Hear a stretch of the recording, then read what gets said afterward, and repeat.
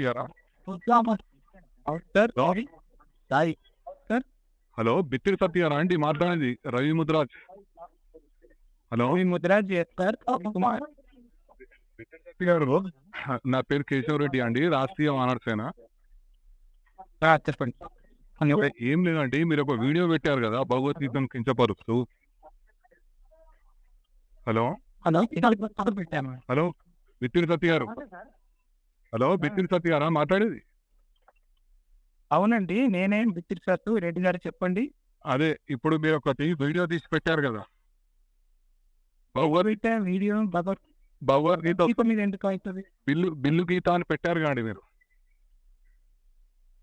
Hello ఉన్నప్పటి నుంచి మీరు చాలా చేసి ఉంటారంటే, మీరు అంటే హిందువులని కించపరచనీకని ఇవన్నీ చేస్తారా మీరు? భగవద్గీత మీరు వేరే ప్లాన్ లో చేసుకోండి. ఎప్పుడన్నా ఫోన్ చేస్తాం మేము, ఇన్ని చేసారు మీరు.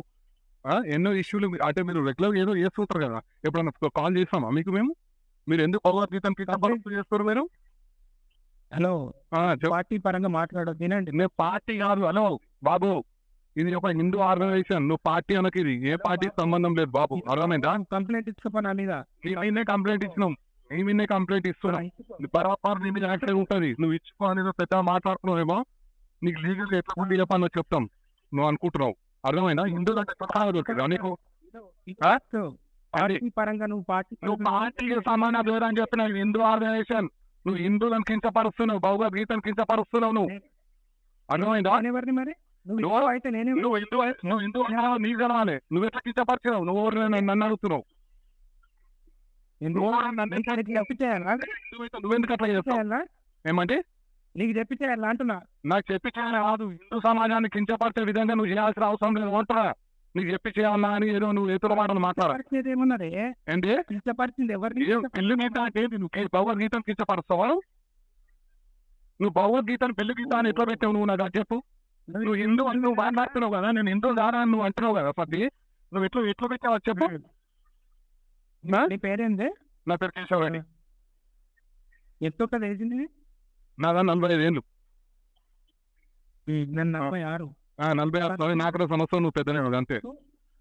కానీ హిందువులను ఒక నిమిషం, హిందువులను గౌరవించే విధంగా ఉండు. నువ్వు ఏం చేసుకో, నువ్వు అన్ని పడతానా ఒకటి గుర్తుపెట్టు. ఒక నిమిషం సత్య గారు, ఒక నిమిషం చెప్తున్నా. మరి నా పేరు అదే కదా. ఏంటి నీకు నచ్చలేదుగా? ఏదైతేనేదిగా. ఏది? అవును, నాకు నచ్చలేదు. నాకు నచ్చలేదు. 1000 మందికి నచ్చింది. ఎవరికి నచ్చింది? 1000 మంది. అయితే నువ్వు హిందూ సమాజానికి కింద పరుచుకుంటూ భగవద్గీత మీద పెడతావాను? నువ్వు సబ్స్క్రైబ్ చేయకు, నువ్వు నా దాన్ని డిలీట్ చేయి, బ్లాక్ లో పెట్టుకో. నువ్వు చూడకు, అవన్నీ నువ్వు చెప్పాల్సిన అవసరం లేదు. హిందూ సమాజం నీకు ఎట్లా బుద్ధి చెప్పానో చెప్తుంది. బరాబర్ హిందూ సమాజంతో నీకు చెప్పిస్తా. నువ్వు అనుకుంటున్నావు సబ్స్క్రైబ్ చేయకు, నువ్వు బ్లాక్ లో పెట్టుకో, నువ్వు చూడకు, ఇవన్నీ సినిమా డైలాగులు అవసరం లేదు. అర్థమైందా?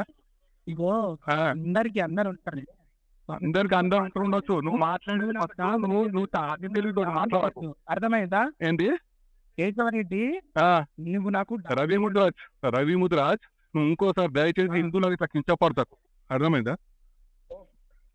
హిందూ ధర్మం కోసం పాట పడతా. నువ్వు ఏం పాట పడతావో ఏం చేస్తావో ఆ వీడియో చూస్తే తెలిసిపోతుంది. నేను చెప్పేది వినో.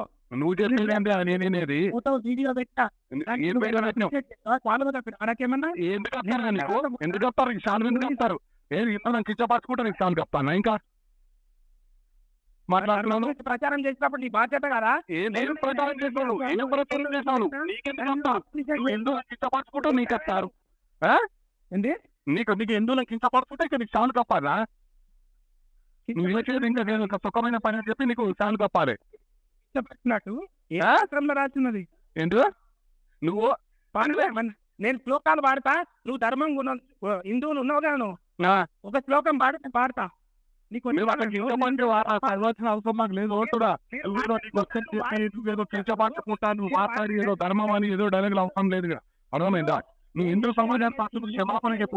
నువ్వు అర్థమైందా? నేను హిందువును, నేను శ్లోకాలు వాడతా, నువ్వు అదే శ్లోకాలు తిరిగి పాడుతున్నావు ముందలా.